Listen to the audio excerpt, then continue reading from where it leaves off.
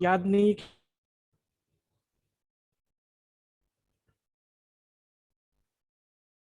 लोग at least reply करेंगे सब। रवि रंजन, आशीष, राहुल, भवेश, दीपक, राकेश, आप लोग।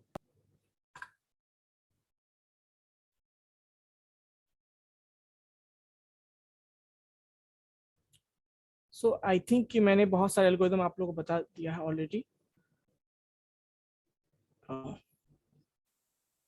मैं ओपन कर देता हूं।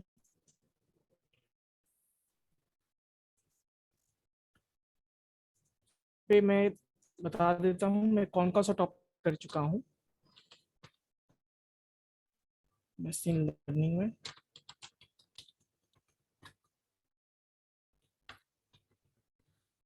सबसे पहला टॉपिक जो मैंने कवर किया था दैट इज पाइथन बेसिक किया था, दैट वाज numpy। थर्ड जो मैंने डिस्कस किया था दैट वाज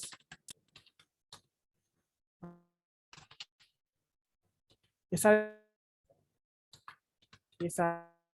लाइब्रेरीज हैं, pandas library. Next fourth one जो हमने डिस्कस किया था that was I think matplotlib. Matplotlib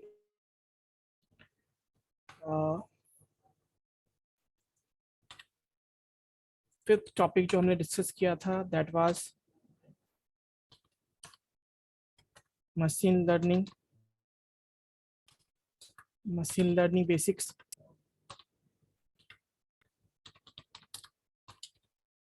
six topic जो हमने कंप्लीट किया था दैट वाज केएनएन एल्गोरिदम बताया था आप लोगों को। एल्गोरिदम सेवेंथ जो हमने डिस्कस किया था डिसीजन ट्री।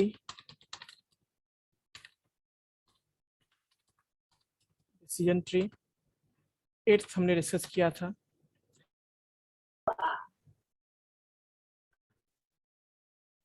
कहना चाहते रिग्रेशन। और हमने last that was I think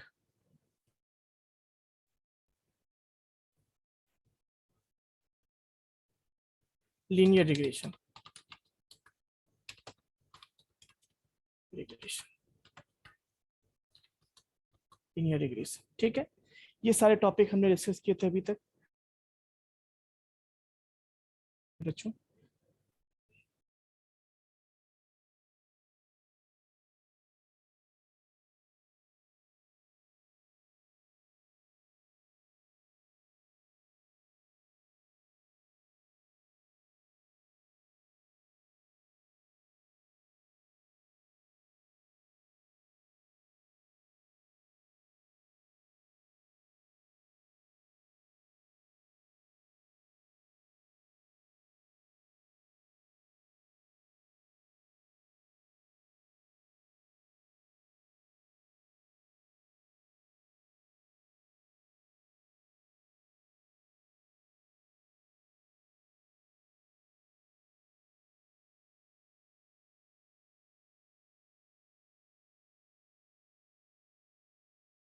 Yes, बच्चों, am I audible?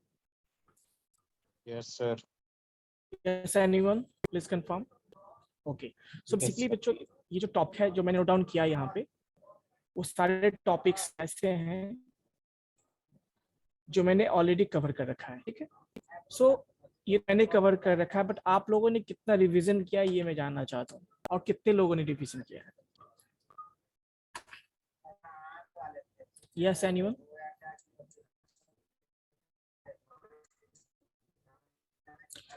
Sonu, are you present?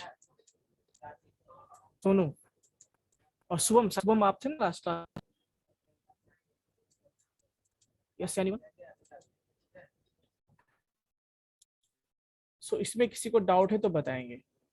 और देखो बच्चों, रिवीजन नहीं क्यों, रिवीजन कर लेना, ठीक है। रिवीजन नहीं किया तो रिवीजन कर लेना आप लोग। चलो मुझे ये बताओ कि एक नेक्स्ट एल्गोरिथम जो हम डिस्कस करने वाले हैं, दैट इज कॉल्ड नेव बायस। नेव बायस, नेव बायस जो किस पे बेस्ड है, ये जो बेस्ड है वो किस पे, बेस थ्योरम पे बेस्ड है। आपने बेस थ्योरम आई थिंक 12 में पढ़ा होगा, बेस थ्योरम पढ़ा होगा, उसी पे ये बेस्ड है, ठीक है। पढ़ा या नहीं पढ़ा है आप लोगों ने? Anyone?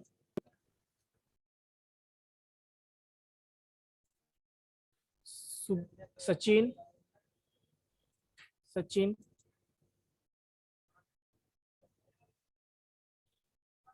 Sachin, am I Audible?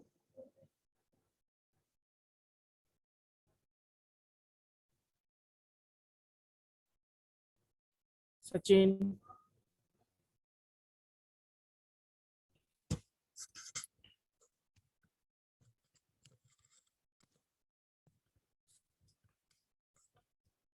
Anyone please confirm, am I audible? Yes, sir. तो सचिन, आप सिस्टम से कनेक्टेड है, ये बताइए। एनीवन? आप लोग रिस्पॉन्ड नहीं कर तो फिर ऐसे में कैसे क्लास होगा बताओ ना। कभी आप लोग कुछ रिस्पॉन्ड करते हो, केवल मैं पढ़ा दूं तो कंप्लीट हो जाने वाला है, बताओ मशीन लर्निंग, या आप लोग का भी रिस्पॉन्स चाहिए इसमें? 6 सेमेस्टर में मैं देखता हूँ कोई भी बच्चे रिस्पॉन्ड नहीं करते, ऐसे में कैसे मशीन लर्निंग कंप्लीट होगा। मैं कंप्लीट भी कर, मैं ऑलरेडी कितना ये 10 टॉपिक मैंने 9 टॉपिक मैंने कंप्लीट कर दिया अभी तक, 9 टॉपिक टोटल, इसमें से आप लोगों ने एक भी कंप्लीट नहीं किया है, कैसे काम चलेगा? चलिए मुझे ये बताइए कि बेजियन थ्योरम क्या होता है basically, one by one.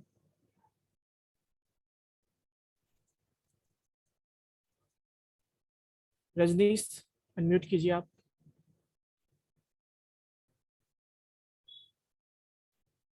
Rajneesh Kumar,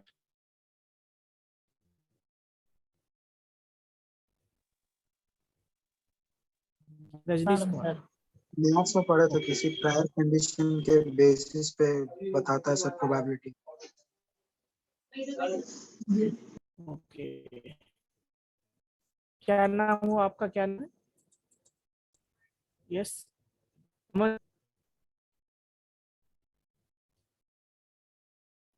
या शुभम, किसने बताया अभी? सर आशीष। आशीष, हाँ क्या बोला फिर से बताइए। चलिए उसमें दोनों लोग बोले थे, पता नहीं चल पाया। यस आशीष। सर एक मैथ्स में प्रोबेबिलिटी में पढ़े थे बेस थ्योरम, हम्म, कोई भी प्रोबेबिलिटी मतलब कोई भी इवेंट प्रायर नॉलेज के बेस पे जो सर बता सके। कंडीशनल प्रोबेबिलिटी आपने पढ़ा होगा आई थिंक, है ना, कंडीशनल प्रोबेबिलिटी। Yes sir. तो मुझे ये बताओ, एक्चुअली कंडीशनल प्रोबेबिलिटी का पार्ट है, तो कंडीशनल प्रोबेबिलिटी होता क्या है? एनीवन, क्या होता है कंडीशनल प्रोबेबिलिटी?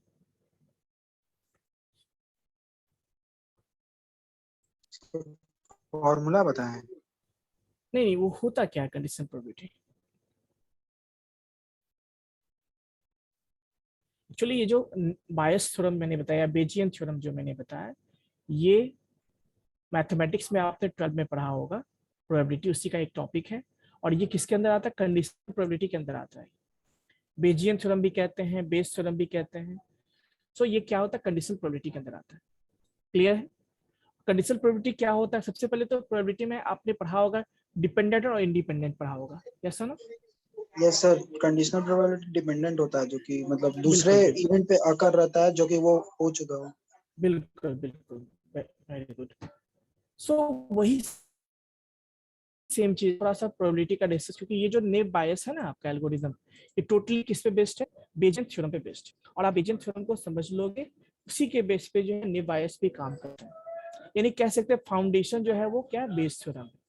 और नेव बायस जो एल्गोरिदम है ये प्रोबेबिलिटी बेस्ड है। ये जो प्रिडिक्शन करता है किसके बेस पे? प्रोबेबिलिटी के बेस पे प्रिडिक्ट करता है। ठीक है, इसके बेस पे करता है, प्रोबेबिलिटी के बेस पे ये प्रिडिक्शन करता है। तो सबसे पहले तो क्वेश्चन ये है कि इवेंट, डिपेंडेंट इवेंट और इंडिपेंडेंट इवेंट क्या होता है। देखिए आपने पढ़ा होगा डिपेंडेंट इवेंट, जैसे मान लो सपोज कि मान लीजिए यहाँ पे सपोज इस तरह का हाँ कोई सेट मान लीजिए हमारे पास है इस तरह से, ठीक है, उसमें मान लीजिए कोई वैल्यू है 1 2 3 4 5 6। ये सपोज कीजिए कि आपने एक डाइस को थ्रो किया है ना, तो मैं आपसे पूछूं कि प्रोबेबिलिटी ऑफ 1 क्या होगा? प्रोबेबिलिटी ऑफ 1 क्या होगा? एनीवन? प्रोबेबिलिटी ऑफ 1 में पूछूं तो कितना होगा? 1/6 1/6। सिमिलरली मैं आपसे पूछता हूं कि प्रोबेबिलिटी ऑफ 2 क्या होगा? 1/6 इसका भी होगा। मैं पूछूं कि coming of the probability of coming of 3 ये क्या होगा? ये भी 1/6 होगा। इट मीन्स दैट कि यहाँ पे आप जितने भी इवेंट्स आप देख रहे हो सबके अकर होने का चांसेस कितना है? 1/6 है। यानी पहले से दूसरे का कोई इफेक्ट पड़ता है क्या? नहीं। या दूसरे से पहले को कोई इफेक्ट पड़ेगा क्या? नहीं। इट मीन्स सबके बराबर आने का चांसेस है, यानी पहले का अकरेंस दूसरे को इफेक्ट नहीं करता। That is called independent event. इसको क्या कहेंगे हम लोग? This is called independent event. कोई दिक्कत? क्या बोलेंगे इसको? इंडिपेंडेंट। सिमिलर को दूं बॉक्स, सपोज ऐसा, सपोज की बॉक्स है और इस बॉक्स में हमारे पास दो तरह के बॉल हैं, सपोज रेड बॉल और ग्रीन बॉल है। सपोज करता हूं मैं यहाँ पे ले लेता हूँ red ball and green ball. तो मान लीजिए 1 2 3 4 रेड बॉल है और मानते हैं कि यहाँ पे 3 ग्रीन बॉल है। 1 2 3। और मैं आपसे पूछता हूँ कि probability of, suppose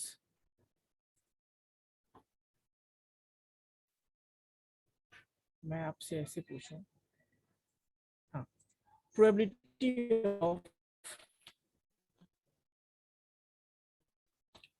red and या प्रोबेबिलिटी ऑफ रेड,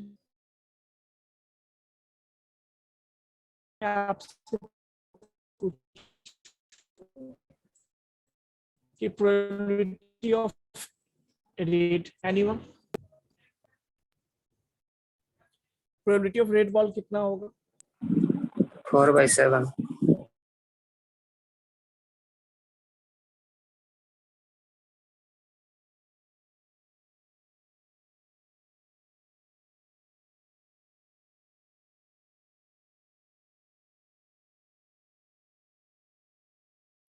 बच्चों और डिब्बे आई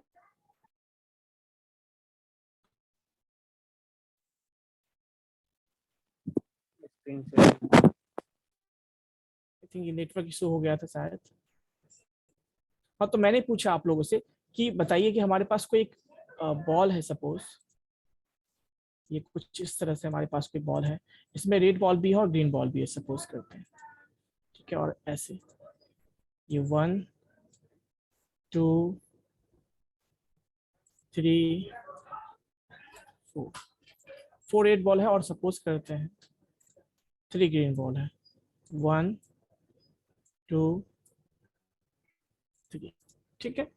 और इस केस में मैंने क्वेश्चन क्या किया था कि प्रोबेबिलिटी ऑफ रेड बॉल कितना हो?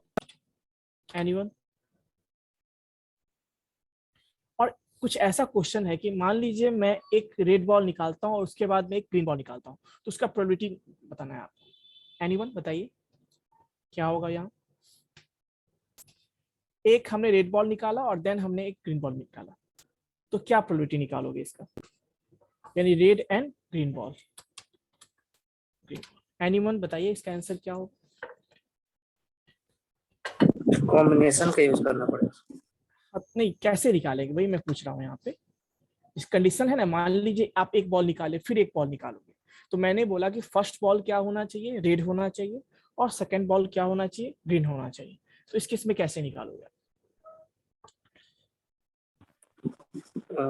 1C4 होगा इंटू 1C3। तो 1C4 जो है उसका वैल्यू क्या होगा बताओ? uh,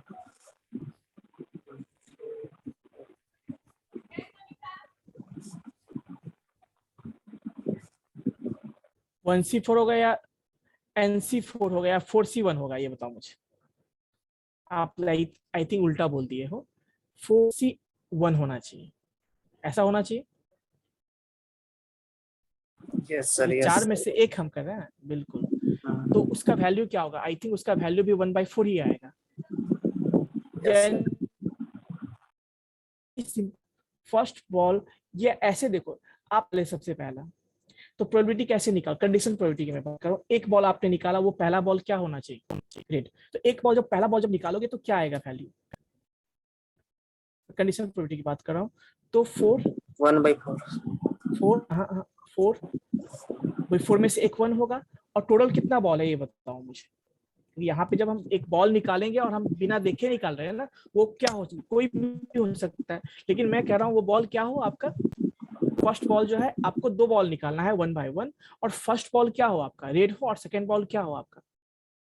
तो उस केस में मान लीजिए, तो आप बारी बारी से निकालोगे ना, तो फर्स्ट बॉल मान लो जब रेड निकालो तो 4 ऑप्शन है। टोटल कितने बॉल्स हैं ये बताओ? 7। क्लियर है? क्लियर है? अब नेक्स्ट बॉल निकालोगे, उसका प्रोबेबिलिटी क्या होगा बताओ मुझे, एनीवन? नेक्स्ट बॉल का प्रोबेबिलिटी कितना होगा बताइए, एनीवन? गो फास्ट। नेक्स्ट बॉल का प्रोबेबिलिटी कितना होगा? रेड क्या है, ग्रीन का सर? अब मैंने बोला था कि पहला हमें 2 बॉल निकालना है इसमें से, और जब हम निकालेंगे पहला बॉल तो वो रेड होना चाहिए, दूसरा बॉल ग्रीन होना चाहिए। तो ये इसका पूछ रहा हूँ मैं, बताइए। 3/7 क्या होना होना चाहिए। चाहिए, कितना थ्री होना बाई चाहिए? सेवन 3/7 पक्का? एनीवन, आप में से कोई? आशीष, सचिन, बताइए।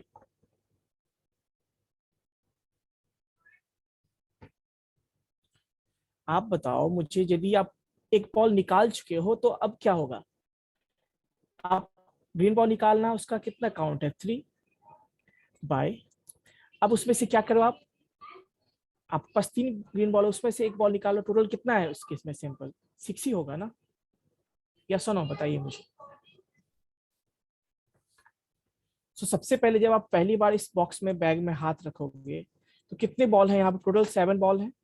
उसमें से आप ग्रीन निकालो, उसका प्रोबेबिलिटी कितना होगा, 4/7। लेकिन जब आपने एक बॉल निकाल लिया, उसके बाद गिवन जो है, गिवन क्या है जो है, उसके बेस पे आप निकालो ग्रीन, तो कितना होगा? तो अब तो एक बॉल कम होगा ना आपका, या सुनो, तो यस सर। कितना होगा बताइए? उस उस केस में आपके पास 3 ग्रीन बॉल, उसमें से कितने टोटल कितने हैं, 3 + 3 6। तो ये प्रोबेबिलिटी, इसी को कहते हैं क्या, कंडीशनल बोलते हैं इसको।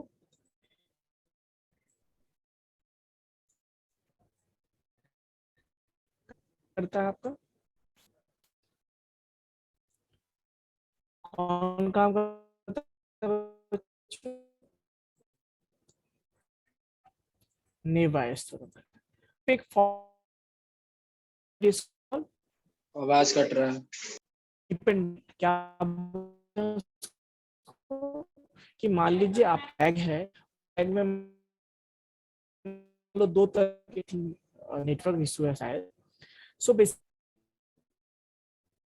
7 बॉल है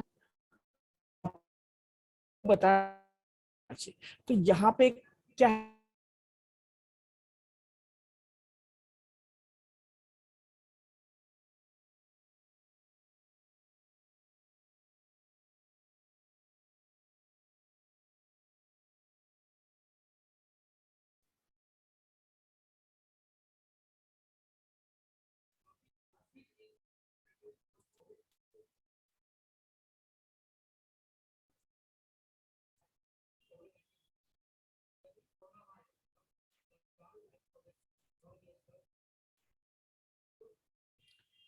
इसी को कहते हैं बच्चों हम लोग कंडीशनल प्रोबेबिलिटी। और इसी पे क्या है आपका, और इसमें कंडीशनल प्रोबेबिलिटी मतलब डिपेंडेंट इवेंट होता है कि जब दो इवेंट कुछ अकर हो रहे हैं, बहुत सारे इवेंट, और वो आपस में डिपेंडेंट है तो उसको कहते हैं डिपेंडेंट। और वहां पे हम क्या यूज करते हैं, कंडीशनल प्रोबेबिलिटी यूज करते हैं।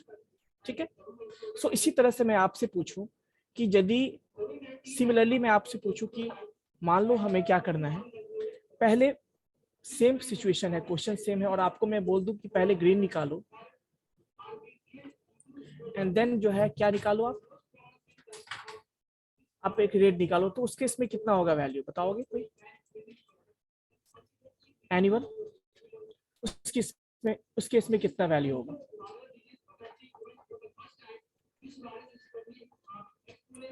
यस बच्चों, कंफर्म कीजिएगा। 3/7 सर। पहला होगा 3/7, ठीक है। नेक्स्ट इंटू क्या होगा? 4/6। 4/6। Very good.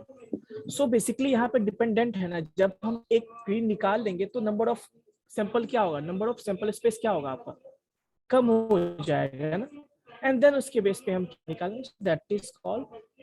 अब इसी में कुछ चीजें आपको, आपने ये भी पढ़ा होगा शायद, इसको लिखते कैसे, चलिए मैं ये बात, अच्छा इसका आंसर कितना होगा, तो सेम देखिए, मैं लिखता हूँ प्रोबेबिलिटी ऑफ ए एंड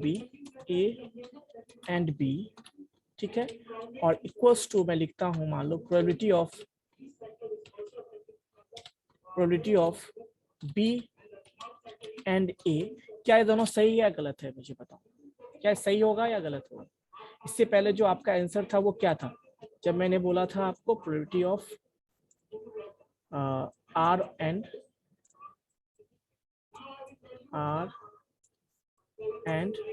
जी का मैंने बोला था, तो इस केस में क्या निकाला था आपने, 4/7 इंटू 3/6। सो दोनों का वैल्यू सेम है ना। और उस केस में आप इसको लिखोगे तो क्या होगा, इसको ऐसे लिखते हैं हम लोग, इसको फर्स्ट वाले पार्ट को हम लिखेंगे तो क्या आएगा पता है, कुछ ऐसा आएगा। इसको आप अच्छे से लिखोगे तो कुछ इस तरह से आएगा। इसको मैं लिखता हूँ probability of A and B को मैं तोड़ूंगा तो क्या होगा, इसका मतलब ये हुआ कि प्रोबेबिलिटी ऑफ ए, यानी पहले वाले का निकाल लो, इनटू क्या करना है आपको, probability of B when A is given, यही हुआ ना बच्चों। इसका मतलब क्या हुआ, प्रोबेबिलिटी ऑफ ए पहले जो अकर हो चुका है, देन हम सेकंड अकर हो रहा है इवेंट, तो probability of B when A is given. Similarly यहाँ पे लिखूंगा तो क्या होगा, प्रोबेबिलिटी ऑफ बी इनटू क्या होगा, probability of what, anyone, A when क्या होगा बताइए, बी इज गिवन। तो कुछ इस तरह से हम लोग क्या करते हैं, इसको लिखते हैं, या सुनो, इसी को फर्दर और भी लिखा जाए तो कैसे लिखोगे आप, मुझे ये बताओ। इसमें से मैं आपसे पूछूं कि अब मैं आपसे पूछूं कि प्रोबेबिलिटी ऑफ ए, या मैं पूछूं प्रोबेबिलिटी ऑफ बी, ए निकालेंगे, कैसे निकालोगे, एनीवन? तो क्या हो जाएगा, probability of D into probability of A by B divided bye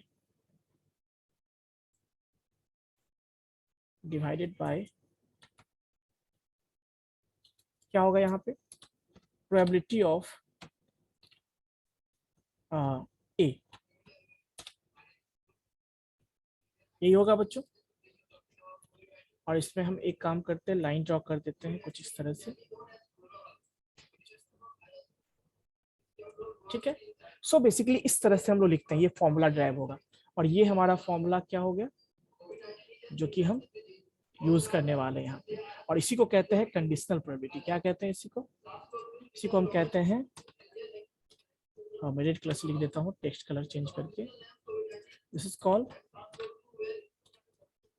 conditional probability.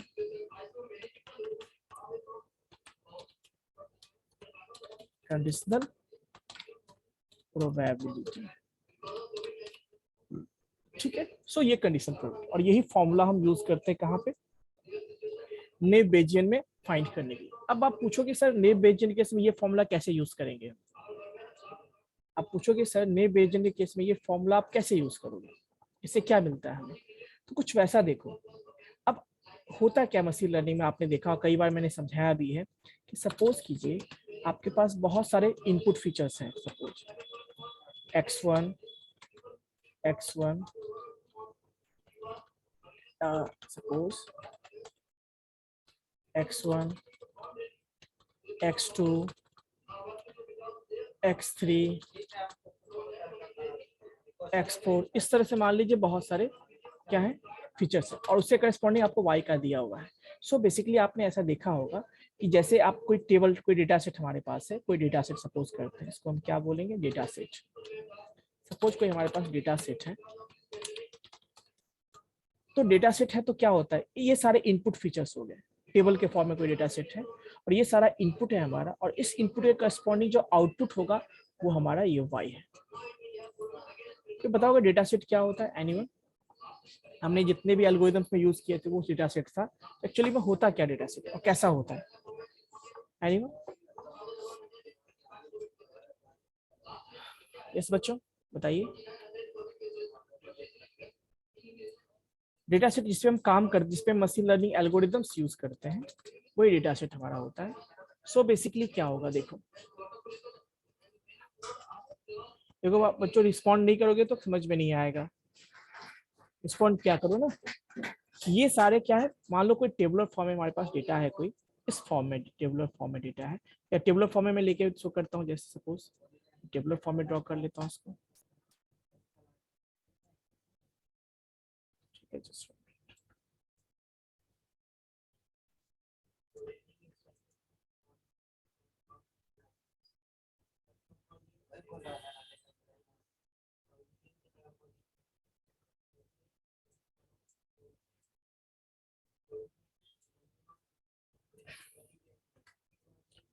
कुछ इस फॉर्म में हमारे पास डेटा है सपोज, और इसमें बहुत सारे टेबल होंगे, सपोज करते हैं कुछ इस तरह से टेबल हमारे पास होंगे।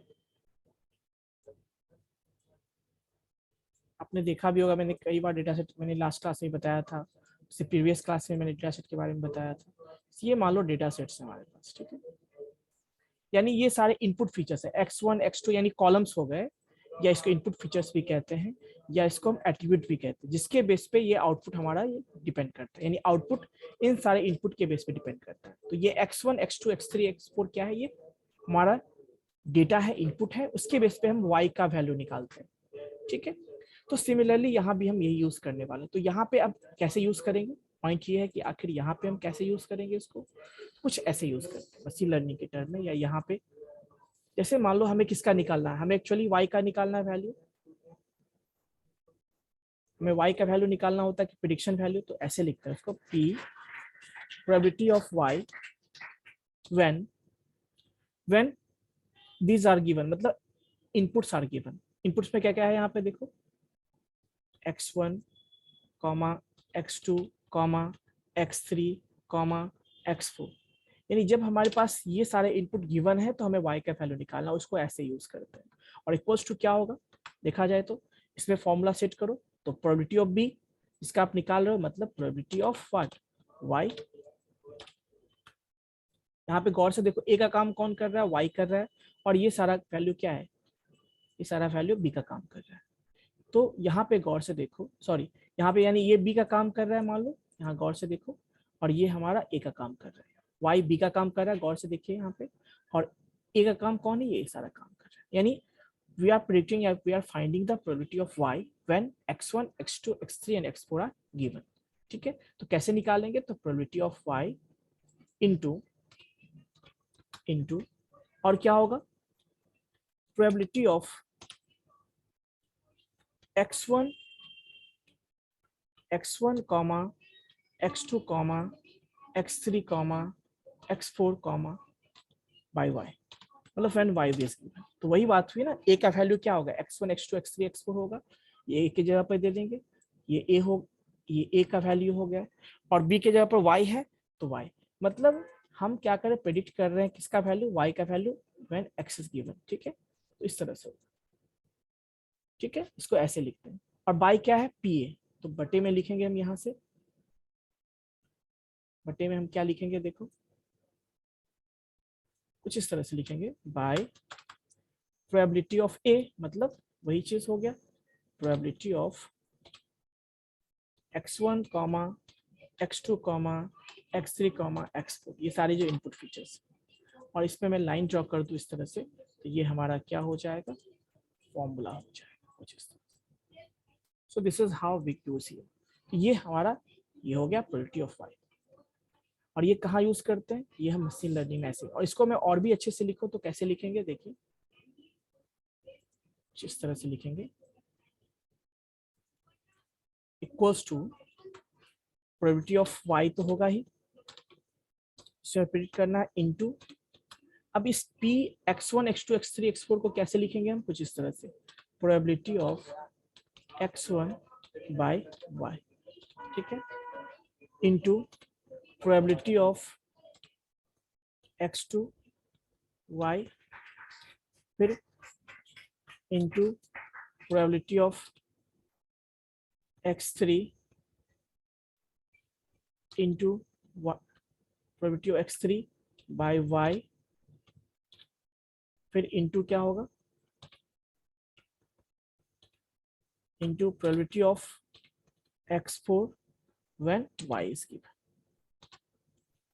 इसको मैं और भी अच्छे से लिखूं तो कुछ इस फॉर्म में लिखूंगा इसको, ठीक है, और बाय क्या लिखेंगे हम, वही प्रोबेबिलिटी ऑफ, इसको भी और भी अच्छे से लिख देता हूं, probability of x1 into probability of x2 into probability of x3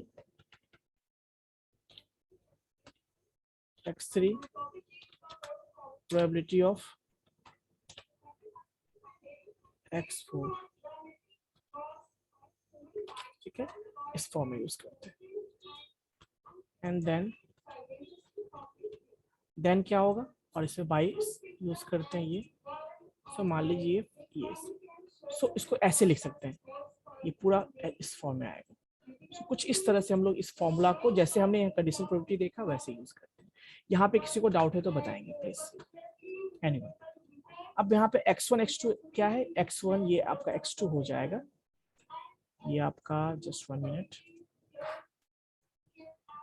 ये जो है आपका x2 हो जाएगा, ठीक है, इसको अच्छे से इरेज कर दे तो क्या होगा, इरेजर से इरेज कर दे तो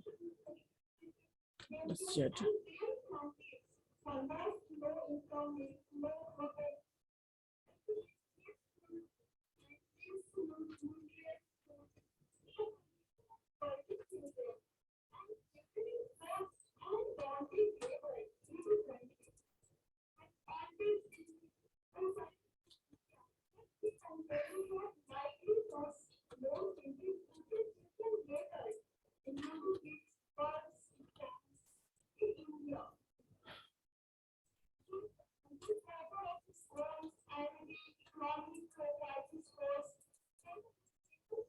सो ये मान लीजिए x2 है आपका, ये x2,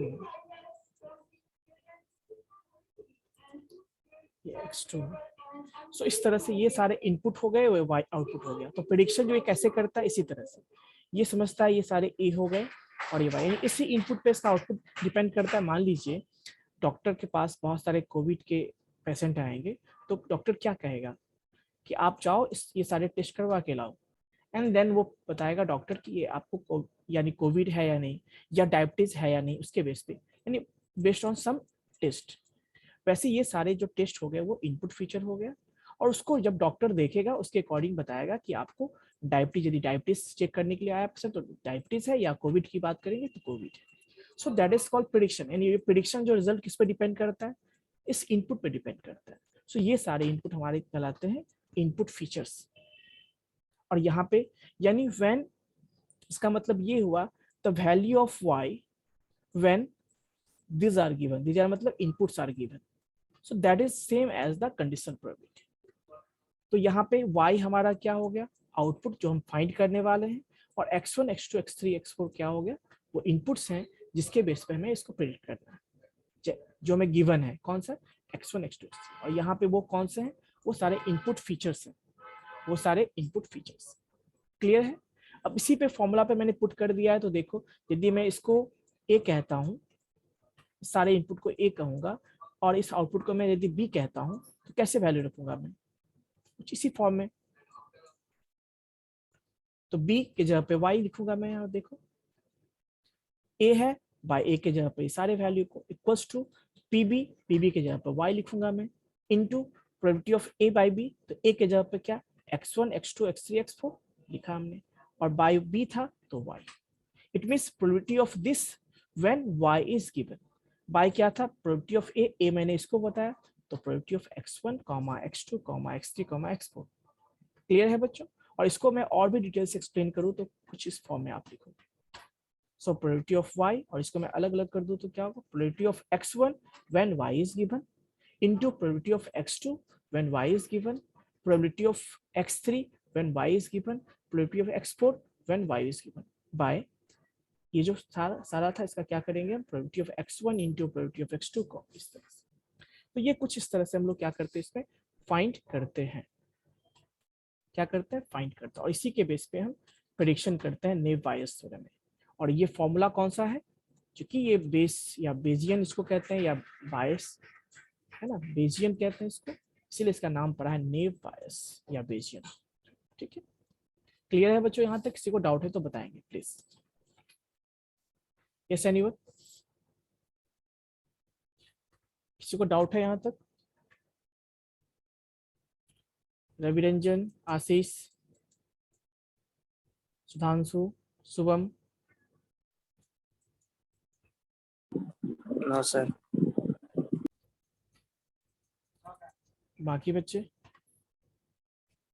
देखो ये नहीं समझोगे तो फिर आगे जो है नेव बायस समझ में नहीं आएगा, इसीलिए मैं पूछ रहा हूँ कि कोई डाउट है तो बताइए।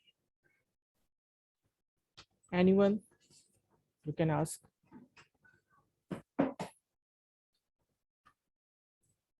यस बच्चों,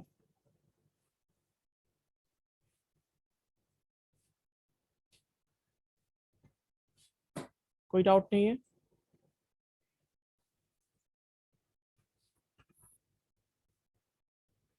चलिए ठीक है, इतना समझ में आ गया, तो अब नेक्स्ट पेज में चलते हैं।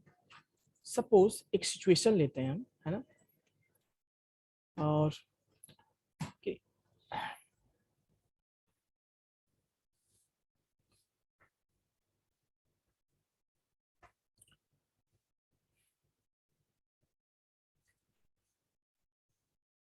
सपोज कि हमारे पास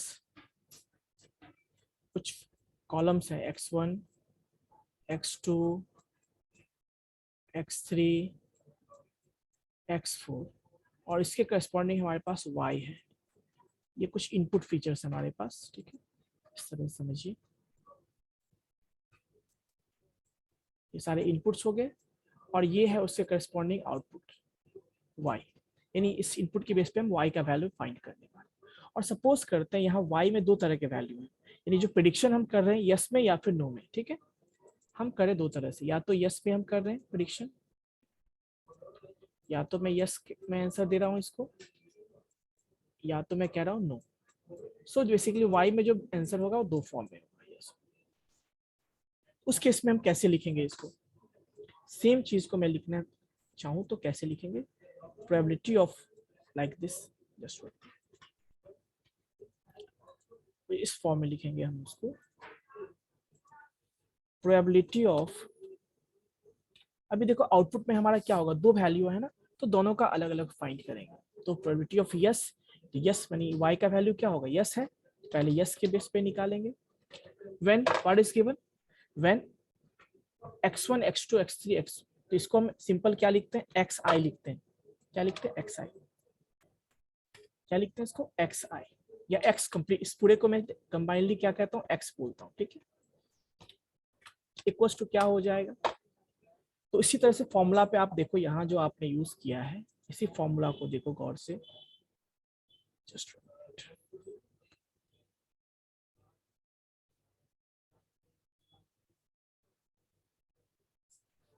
इसी फॉर्मूला को गौर से, तो इसी फॉर्मूला पे मैं पुट कर रहा हूँ वैल्यू को, ठीक है, ये ध्यान रखना। तो क्या होगा, तो यहाँ पे भी क्या होगा, प्रोबेबिलिटी ऑफ ए बी था, तो यहाँ पे क्या होगा बी ए, तो प्रोबेबिलिटी ऑफ बी पहले निकालेंगे, बी प्रोबेबिलिटी ऑफ बी मतलब ये हुआ कि प्रोबेबिलिटी ऑफ यस इनटू क्या होगा, प्रोबेबिलिटी ऑफ x1 है, तो मान लीजिए x1 है, तो x1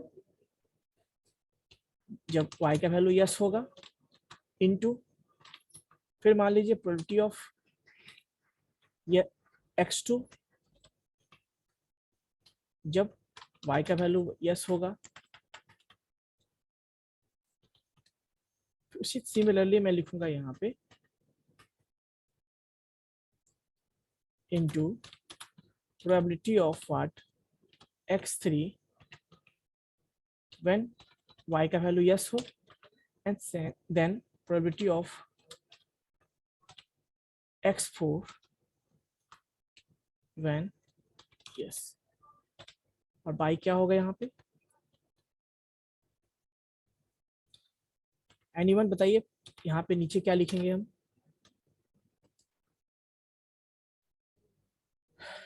yes anyone, probability of x1 into probability of x2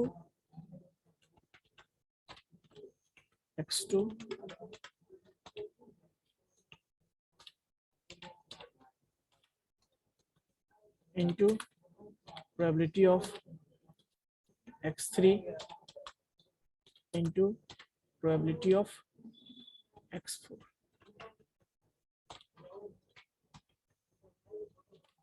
और इसमें बाय यूज करेंगे तो इस तरह से, सो कुछ इस तरह से ये फॉर्मूला लिखेंगे।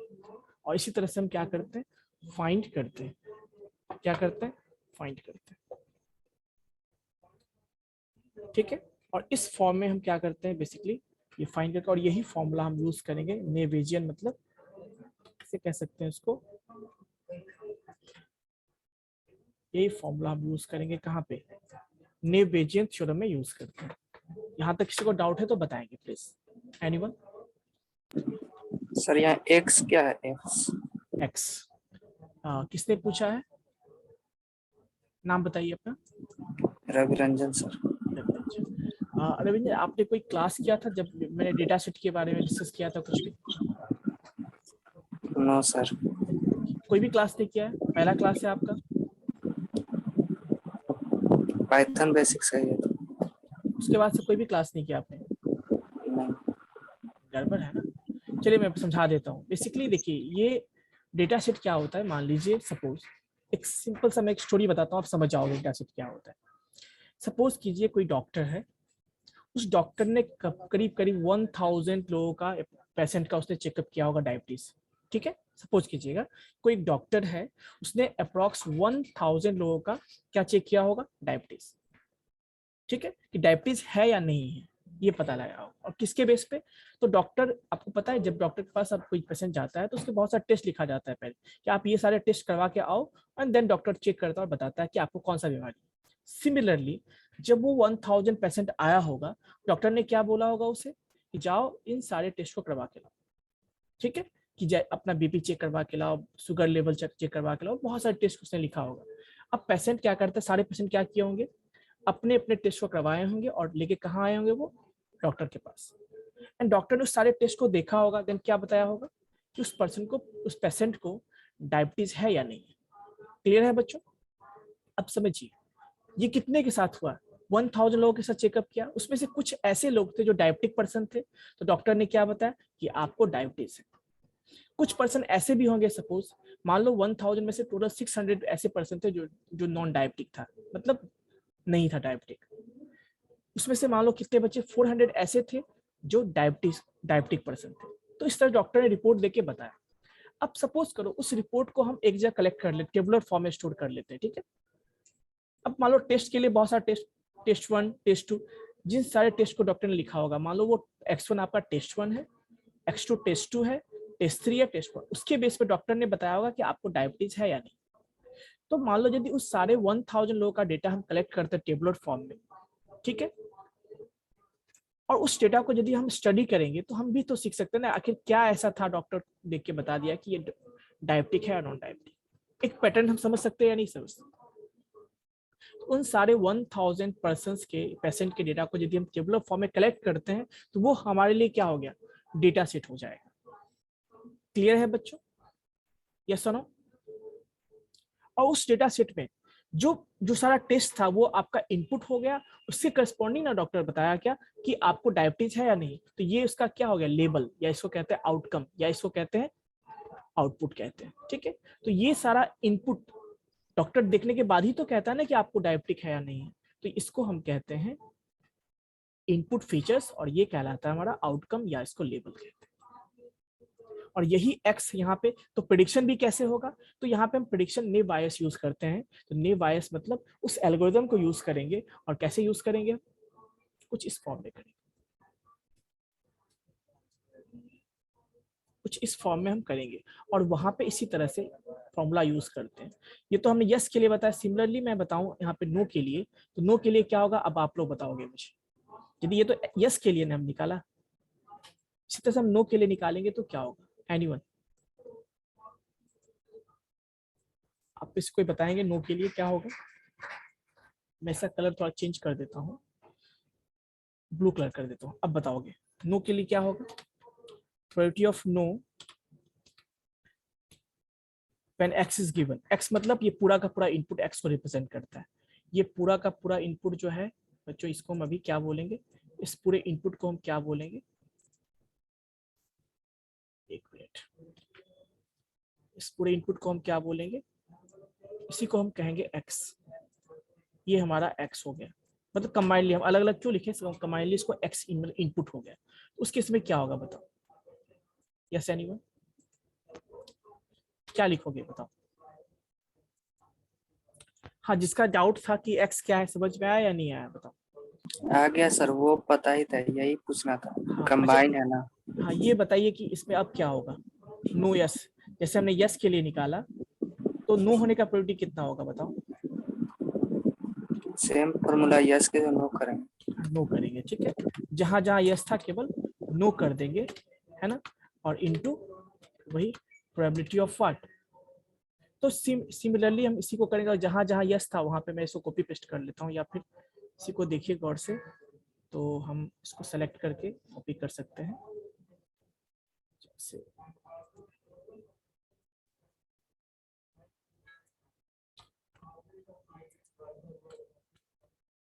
यहाँ पे कॉपी पेस्ट का ऑप्शन नहीं है हमारे पास, तो सिमिलरली वो कुछ नहीं करना है, जहां जहां आपका यस था वहां वहां आप नो कर दोगे तो वो नो के लिए हो जाएगा, और बाकी वैल्यू निकाल लोगे। तो नेक्स्ट क्लास में आप लोग इतना रिवाइज करके आना, फिर नेक्स्ट एक प्रॉब्लम लेंगे और देन सॉल्व करके देखेंगे इसको। क्लियर है बच्चों कि कैसे नेव बायस काम करता है, कोई दिक्कत बताइए, कोई दिक्कत नहीं है, या दिक्कत है तो एक मिनट का समय है आपके पास, आप बता सकते हैं, ठीक है।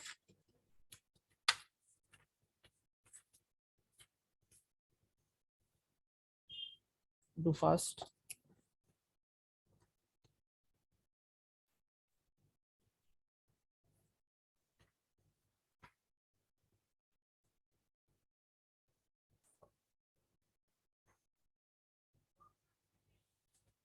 बैच 1 के बच्चे अटेंडेंस बताएंगे अपना,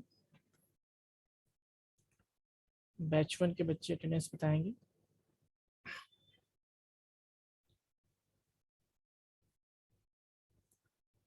बैच 1 वाले बच्चे 1 से लेके 10 तक, बैच 1 की जो हैंड रेस कर लेंगे ज्यादा अच्छा होगा।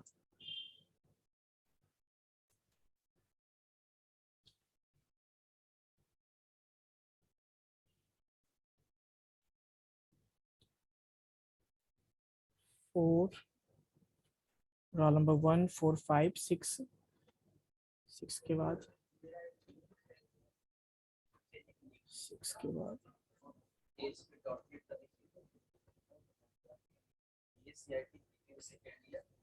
19 53 4, 6, 5, 13, 1, 45, 15, 21, 32, 37 और 51 और उसके बाद 44। 44 सर। हाँ हो गया। बैच 2 वाले हैंड रेस करेंगे। Sir roll number 7 sir. और बैच 1 44। हाँ सबका बना दिया, जो बताया था सबका बना दिया। हैंड रेस जो भी किया सबका बन गया है। अब आप लोग हैंड्स डाउन कर लीजिए। अब बैच 2 वाले बच्चे हैंड रेस करेंगे। बैच 1 वाले प्लीज आप लोग हैंड्स डाउन कर लीजिए। बैच 1 वाले बच्चे प्लीज हैंड स्टॉप कीजिए, हैंड रेजिंग। ओके, सो बैच 2 में अब रोल नंबर 10, 41, 43, रोल नंबर 4, 31,